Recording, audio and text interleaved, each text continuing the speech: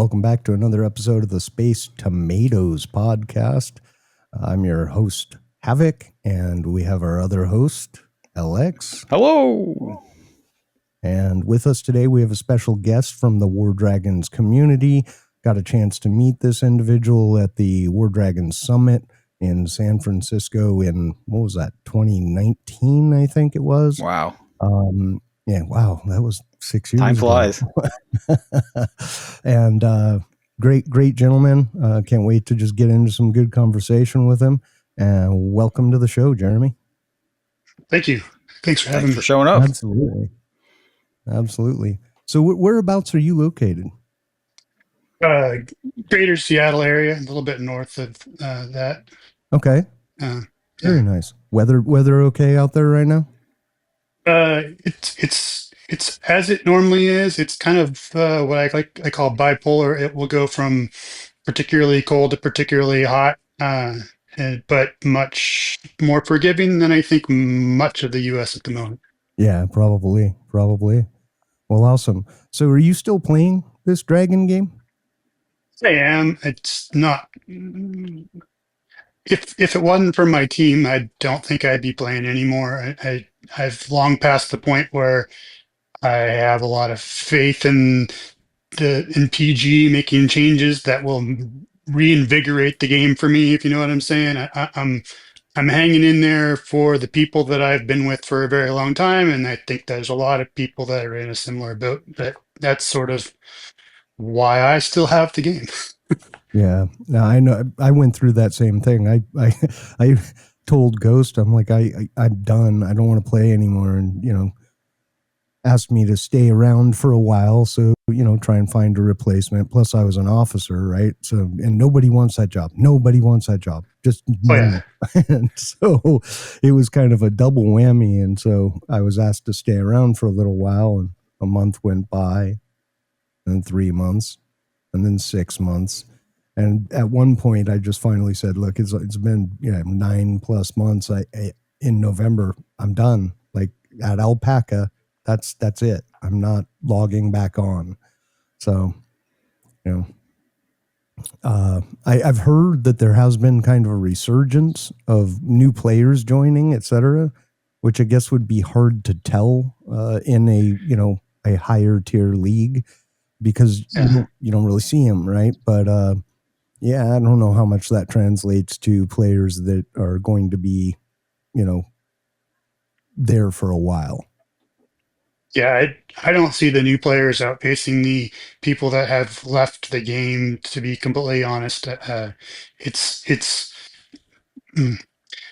do see new players, and I have noticed a few that I wasn't seeing before, but I mean, they're such a small amount, and even some of the more higher ranked teams are hungry for even like people that know almost nothing about the game, have not shown much, just because that's the state of where the game is at the moment. And War Dragons was not the first game that I played in. In fact, I was much more competitive in other games, but it ultimately came to work-life balance and sort of like a how much money do I really want to spend on a game sort of scenario.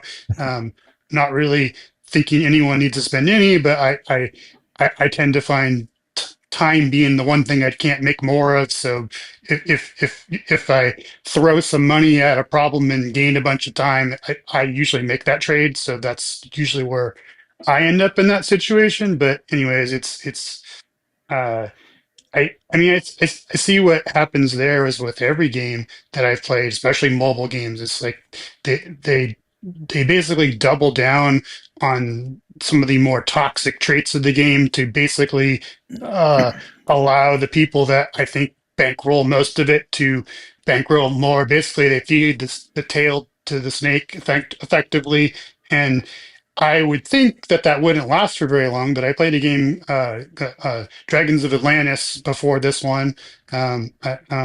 Yeah, I know a lot of other people from War Dragons also did. Maybe not as many, but that game somehow is still going on today. I still have a fairly large account there, although it is worthless because the game has made similar changes where it's trying to encourage that spending by that group of people that are still there, uh, and has instead become unwieldy in complication, as well as just tacked on all these things and like completely made anything that was there completely irrelevant. I mean, not that there shouldn't be some level of change. I personally was a big proponent for trying to get PG to like adhere to like a top tier, and then like N-1, N-2, N-3, where you basically try to cost things for the level of subscription people have, rather than just trying to like force everybody to always have the best of everything. And you know uh, we had some temporary success there, but that's long since gone, in my opinion. But anyways, yeah, I don't know. Mobile games, it's love hate situation. I honestly think that the money factor is ultimately what I think ruins it for a lot of people. And Yeah. like I said, I don't mind some amount of it, but I don't. I've never wanted to be the hey, who can flex their wallet the hardest? Because that's just dumb. Right. It's not a game I'm looking to win. Yeah, not in that arena for sure. Right. I mean, there's other areas that like my garden's got a lot of plants in it. Okay, I Yeah, spent some wise money there, but yeah, the digital pixel realm is not a yeah. That's a tough one for sure. yeah, Awesome. So you work in technology, right? I do.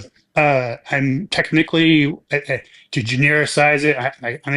I'm a cloud engineer, which So is you just wow. means computer engineering, specializing in infrastructure, especially around effectively uh, like AWS, GCP, Azure type of infrastructure, and various components of. So yeah, I work deep in technology, and I actually enjoy it. It's sort of a big deal.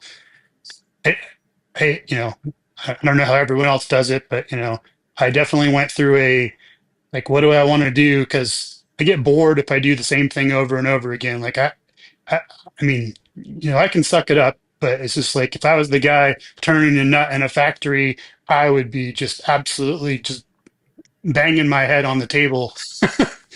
Oh yeah. It's not.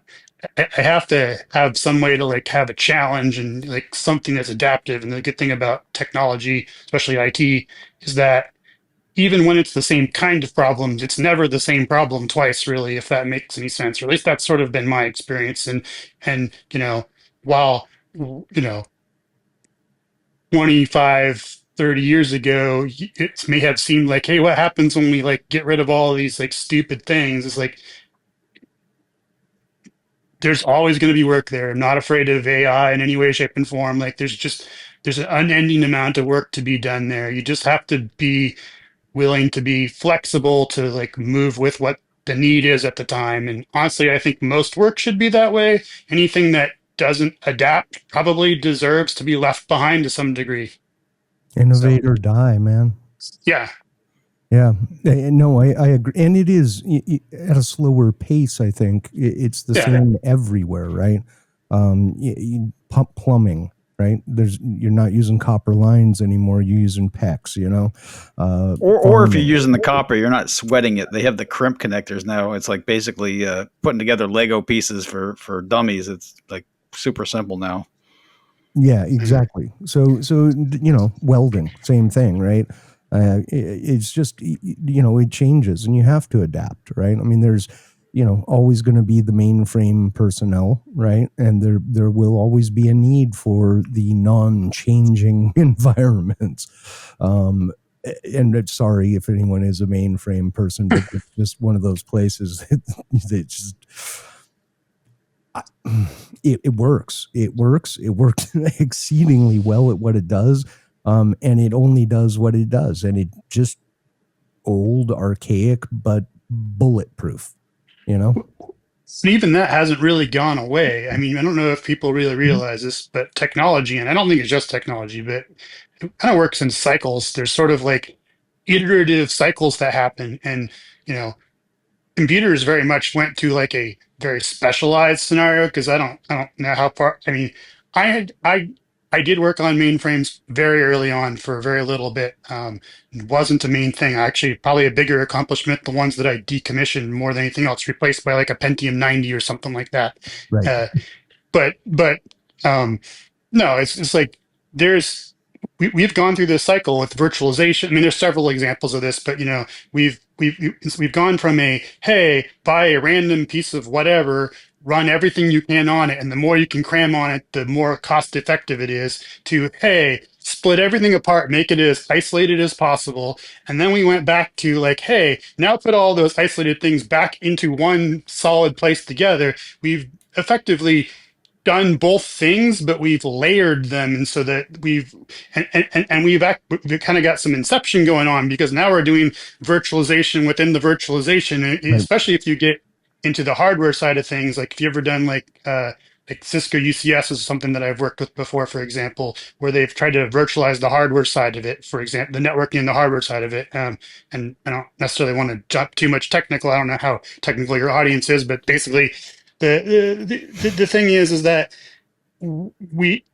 very simple things become very complicated as soon as you like put a ton of layers inside of them. Like it doesn't matter how basic the concept is, and that's a parallel that I find everywhere in life. I mean, that's sort of you know like we've mentioned, we've talked about carnivore a little bit before, is like that's sort of the same thing there. Like there's the simplest things can be crazy complex when you dive into it enough. Oh yeah, yeah, yeah. I mean, I think that's true with most anything, right? Having a Yeah. surface level view of it, it can look, you know, you can get a handle on it, and it can look like one thing. But the second you start diving deep on anything, you get into the weeds, and it's like this is a whole different ball game. And like you were talking, right? I mean, you've got hardware virtualization, you've got machine level virtualization, now you've got process level virtualization with things like Kubernetes, Oh yeah. right? So now I mean, you're literally, and it is funny because we did go from, cram everything you can onto a system and run as much as you can for cost cutting, right? Uh, and then we went to splitting everything out to highly specialized systems. And then there was a whole thing about like, okay, well, we need all these things. So give us a hyper convergent infrastructure that includes all the highly specialized stuff in one system, right? Yeah. So it is pretty interesting uh, you know, the amount of movement, I guess, in technology in general. It's insane how quickly it moves, right? Yes. And I think that's a big part of, actually, I was thinking about mentioning that myself, but it's like sort of one of the big problems I've seen. So when I first got into IT, which again, uh, depending on when you start counting, kind of ran a computer business with my dad for a while before we actually went into the corporate world, if you will.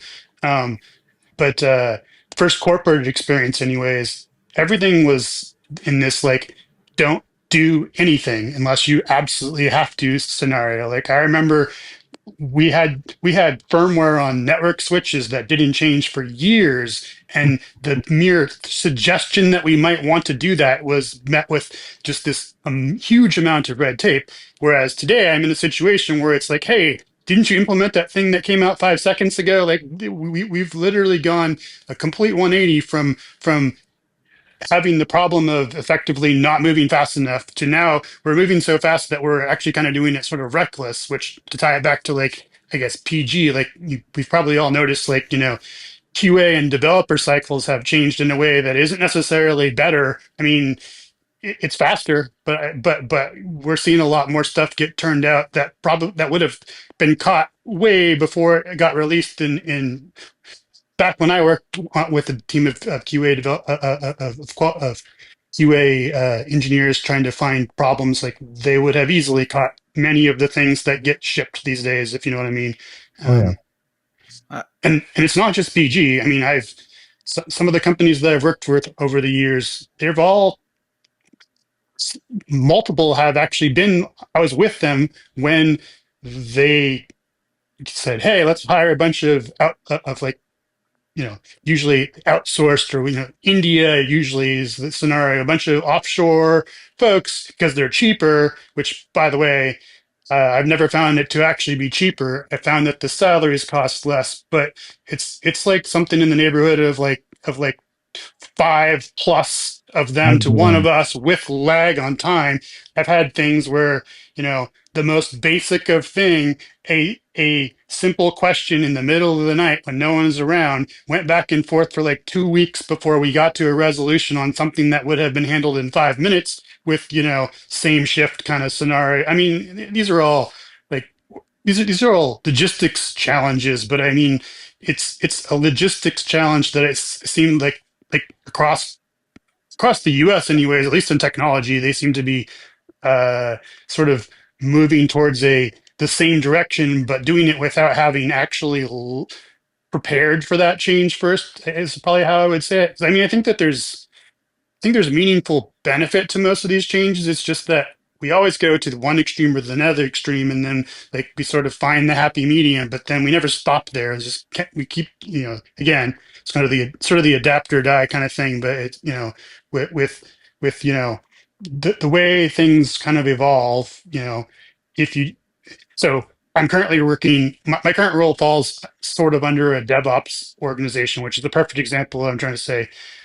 The old world, which I also lived and worked in, it was literally like IT ruled with an iron fist because we knew that if they didn't, dev would produce things that were just embarrassing because they only cared about, did the thing that I was supposed to make worked, did not care about various components of security, did not care about various internal policies, documentation, did not care about a whole bunch of things. And so it was always kind of IT's role to like sort of safeguard and ensure that certain things were followed, so much so that it became unwieldy slow to the point to where everybody was like, okay, we need to like move that out of IT and have it, which there was a tug of war. This is sort of my opinion, obviously, but sort of resulted in DevOps being created, which is sort of the halfway between those two things. Hey, let's automate as much as possible. Let's try to be more nimble and more agile, but also let's try to keep all of those things in place. And it's not necessarily wrong because we very much needed to be more quick, more agile about, many of those policies.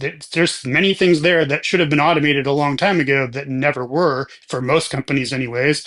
But at the same time, we've exchanged one set of problems for complete polar opposite set of problems, because like I said, we tend to just leap before we look, or at least that seems to be the situation.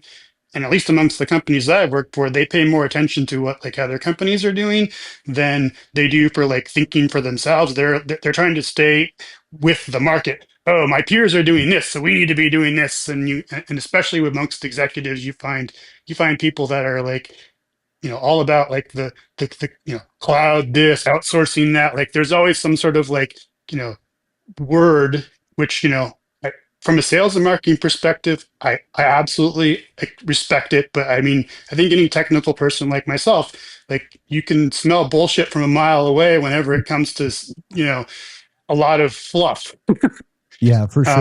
Um, I had a CIO at one point, and uh, the industry trends, right? And every Monday I would come in, and on my desk would be a paper clipped stack of cutouts of articles on current trends and what people are doing, etc. And that was my homework to go like look into this. Should we be doing this? And I'm like, yeah. okay. So Now, I do think there's some level of that everyone should be doing. I do think a lot of mhm. technical folks tend to fail to sell themselves. I don't think that's the primary role, and I think a smart company would probably try to leverage the things that are special about that role. Like I think one of the failings at several companies that I've worked for is you often take like a senior resource such as myself, and you end up having them do a bunch of minutia because of like 5 minutes of work that was too complicated for someone else to do it. And it when 95% of that work was like busy work, you know what I'm saying? And I mean that's I don't think, again, kind of where I came from. It's like I don't think the job's ever going to go away. I think that the job could be more satisfying, but like the the need to like deal with people problems has never gone away. I don't particularly, I do better at it than a lot of folks that I work with. I mean, you guys have probably met some IT folks who have very stereotypical personalities. I'm not saying that I do or don't. I definitely have had less trouble with crossing personal boundaries, social boundaries than a lot of people that I've worked with had. I've had some people that very much were like antisocial, didn't want to do anything, but were very good at sort of stuff, certain sorts of stuff. I've definitely worked with like the brilliant assholes, and I mean, there's all kinds of stuff that I've seen, but you know, it's.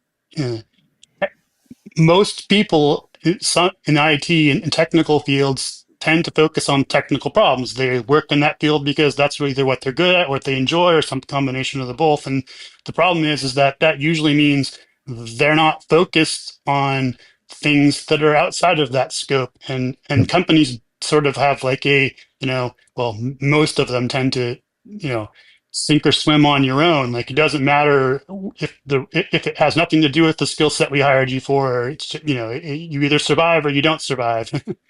And Yeah, and I do think, being in technology myself, right? It's a reality, right? I think a lot of the IT people I've met, right? IT or technology, people in technology.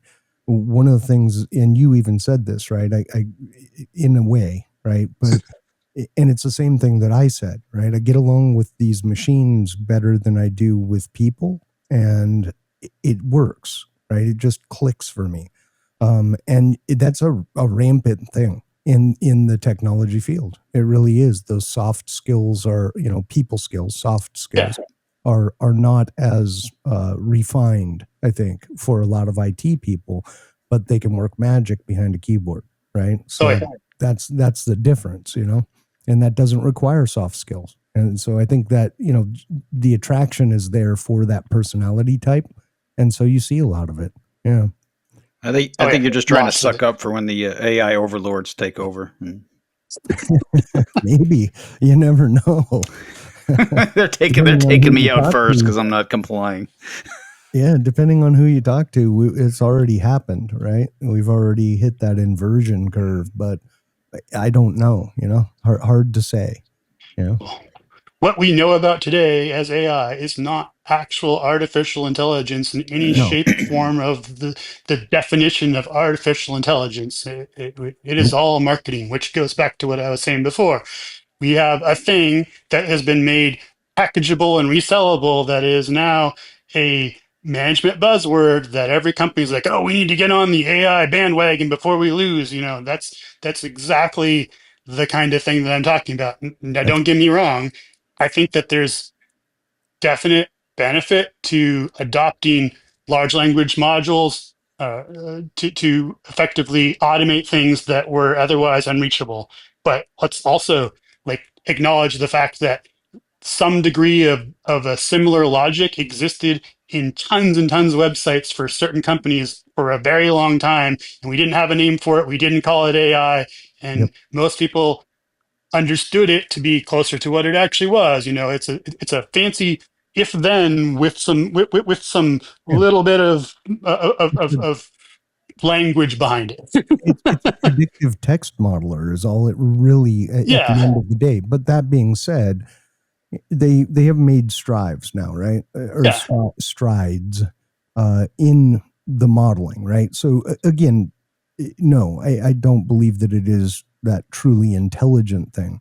I think so. It's an awesome tool to be used in the right space. It's still got a long way to go before it's, I just don't. It's not very polished from my eyes, right? The fact that it will hallucinate bad data confidently and tell you, oh yeah, this is the correct information. That's problematic for me, right? I tend to feel when I do engage and use AI, I tend to feel that I've got about a 50-50, right? I'll either get, 50% of the time I'll get a correct response, and 50% it will just be incorrect. But inside of that, it mixes as well, because in the 50% correct response, there will also be portions that are not correct or not even in line with what I was asking, right? An example, asking about a specific feature in a product, etc., and then it gives you, information answering for that feature because it couldn't find it anywhere.